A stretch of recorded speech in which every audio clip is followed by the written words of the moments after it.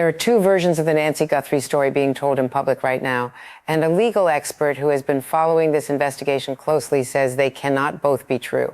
On one side stands Sheriff Chris Nanos of Pima County, who has told the public that investigators believe they know the motive for the abduction of this 84-year-old woman, while simultaneously refusing to share what that motive is. The same sheriff who in one breath says the crime was highly targeted at one specific family, and in the next breath warns every resident of the Catalina foothills that no one should feel safe, that criminal minds are criminal minds, that the suspect could, in his words, absolutely strike again.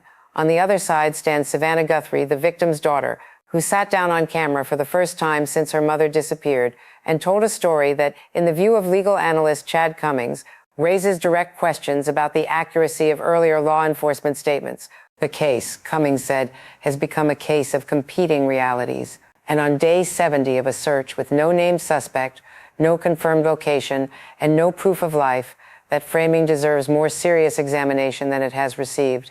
Today is day 70. Nancy Guthrie was taken from her home in the Catalina foothills of Tucson, Arizona, on the night of January 31st into the early hours of February 1st, 2026. She is 84 years old. She is a pacemaker and requires daily medication. She was taken in her pajamas. Her medication was left behind. The masked individual captured on her doorbell camera at 1:47 in the morning has not been identified.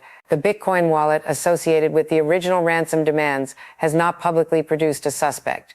And $1 million reward from her family remains unclaimed after more than 10 weeks. This is part 1 of 5. The Michell Report is going to walk you through everything that happened this week, what the experts are saying, and what different official narratives being told about this case may actually mean. Start with the sheriff's own words, because they matter and because they have created a contradiction that has not been resolved. Sheriff Chris Nanos has said publicly more than once that investigators believe this crime was targeted, that the Guthrie family was specifically chosen, that this was not a random act. He has said the department has strong theories about the motive from the beginning of this investigation, but has declined to share those theories, citing the integrity of an active investigation. And then in a separate interview, he told a local NBC affiliate that the suspect could absolutely strike again, that no one should think they are safe because it happened to the Guthrie family, that criminal minds are criminal minds. Hold those two positions next to each other for a moment. If the crime was highly targeted, specifically at the mother of a nationally known television figure, for reasons investigators believe they understand, then the general public is not meaningfully at risk from this specific individual. A person carrying out a targeted act with a specific motive does not represent a broad public safety threat in the same way a predatory opportunist would.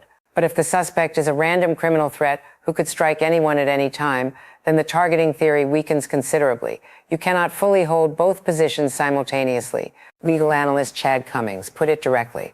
He said that the framing he observed from the sheriff sits uneasily alongside what Savannah Guthrie has said publicly about what she believes happened to her mother. He said the two accounts raise questions about whether everyone involved in this investigation is working from the same set of verified facts, or whether the public is receiving competing narratives from sources who should be aligned. Savannah Guthrie, for her part, returned to her anchor desk this week for the first time in more than 2 months. She said it was good to be home. She thanked the people who had sent letters in support. She did not name a theory. She did not challenge the investigation publicly. She carried her grief professionally, as she has throughout this entire ordeal. What she said weeks earlier in a raw sit-down interview was harder to manage. She said her family believes they know why this happened. Her account of that belief did not fully match the picture the sheriff's department has painted for the public. Competing realities. On day 70, from people who should all be reading from the same set of facts. The suspect picture in this case has 2 confirmed layers and 1 critical gap. The confirmed layers are these. The masked individual captured on doorbell camera footage on the night of January 31st was described by the FBI as male, approximately 5 feet, 9 to 5 feet, 10 inches tall, average build, with a black mustache. He carried a 25-liter Ozark Trail backpack sold exclusively at Walmart. He carried an apparent firearm in an unusual front holster position. He wore gloves. He knew enough about the property to go directly to the doorbell camera. He tried 2 separate methods to disable it before succeeding. And critically, surveillance footage captured what appears to be the same individual at Nancy Guthrie's front door approximately 3 weeks earlier on January 11th. On that earlier visit, he did not have the backpack. He had no visible equipment for an abduction. He was, in the judgment of investigators who have reviewed that footage, conducting reconnaissance, learning the layout, learning the camera position, confirming the approach. The January 11th visit and the January 31st visit are not the same crime. They are two acts in a sequence. The first was planning. The second was execution. That sequence tells us something important that the competing realities problem makes even more significant. This person did not choose Nancy Guthrie randomly or impulsively. They came back, they prepared, they returned with equipment they had not brought the first time. Someone who operates that way is not a predator of opportunity. They are a predator of intention. Former FBI profiler and former prosecutor Kathy Coffindaffer has said directly that she does not believe this was a one-person operation. Someone, she said, close to Nancy Guthrie was almost certainly the source of the inside information that made this crime possible. Not necessarily a participant in the abduction itself, but a source, a person who knew enough, the address, the schedule, the layout, when Nancy would be alone to make the operation viable. That person, she suggested, could be anyone in Nancy's regular orbit. A family member, a housekeeper, a pool cleaner, a maintenance contractor, someone whose access to information about Nancy's life was ordinary and unremarkable and therefore easy to overlook. The FBI has received more than 18,000 tips. They have cleared all members of the Guthrie family as suspects. But the inside information problem has not been publicly resolved. The source of operational knowledge about Nancy's location, schedule, and home setup has not been identified. The critical gap remains. The DNA question is where this investigation may ultimately turn. And this week, the picture on that front became both more hopeful and more complicated. DNA recovered from inside the home contains a mixed sample. Genetic material from more than one person was found.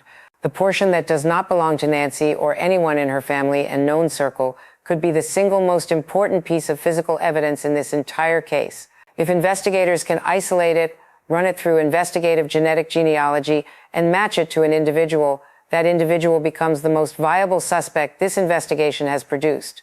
The problem is the mixture.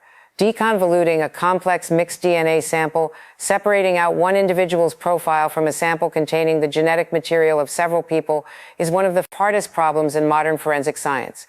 Genetic genealogist C.C. Moore, who has worked on dozens of previously unsolvable cases using this methodology, said publicly this week that she believes a private company may have accelerated the release of new deconvolution software specifically because of the profile this case has generated. She also raised a structural limitation that most people following this case do not fully understand. Even if investigators obtain a clean DNA profile from the Guthrie home, the databases available to law enforcement contain fewer than 2 million profiles. The large consumer DNA platforms, the ones with tens of millions of profiles, do not share their data with investigators. The identification process works by finding relatives of the unknown individual and building a family tree outward from those matches. With fewer profiles to work from, fewer relatives are found, and the tree takes longer to build. A former FBI agent named Maureen O'Connell went a step further this week, saying publicly that the FBI should release a full criminal profile of the suspect. She said the Bureau has enough information from fingerprints, from physical evidence at the scene, from the behavioral pattern of the two visits to construct a profile that could meaningfully narrow the search without compromising the investigation. She asked directly why they are not doing that. That is a fair question, and on day 70, it does not yet have a public answer. Former FBI agent Jason Pack offered a framing this week that reorients the entire case from the perspective of whoever is responsible for it. He said that most criminals in situations like this one count on the media moving on. They count on the family fading from public view. They count on national attention cycling to the next story and leaving this one to resolve quietly. This case is different, he said, because Savannah Guthrie has a national platform, and she shows up on it every single day. He described the pressure that builds on everyone who holds a secret like this one. Keeping something of this magnitude quiet is not a static state. It is an active daily effort. And that effort, he said, gets harder with every morning Savannah Guthrie sits behind that anchor desk, and the country is reminded of what happened. He said the walls are closing in, not because of a breakthrough, not because of a development that has been publicly reported, but because of the sustained, unavoidable weight of public memory in a case where the victim's daughter is one of the most visible journalists in America. Nancy Guthrie was born on January 27, 1942. She raised 3 children after losing her husband at 49. She has lived in the Tucson area for more than 5 decades. She was taken on a night in February from a home that was supposed to be safe, in a neighborhood that was supposed to be protected, by someone who had been there before. The $1 million reward from her family remains active. The FBI tip line is 1-800-CAL-FBI. Anonymous tips can be submitted at tips.fbi.gov. 70 days, 2 competing stories, 1 missing woman. The Michell Report will stay on this until there is an answer.